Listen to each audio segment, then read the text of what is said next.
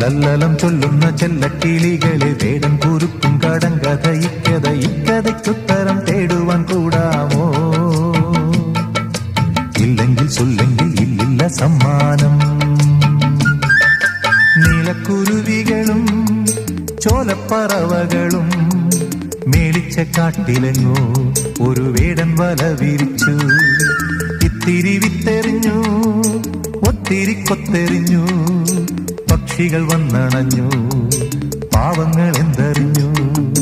കാലെടുത്തു കൊക്കുടക്കി, കൊക്കെടുത്തു മേലുടക്കി, തച്ചും ചിറകിട്ടടിച്ചും ആ പാവങ്ങൾ ആവലയ്ക്കുള്ളിൽ കുഴഞ്ഞു പോയി.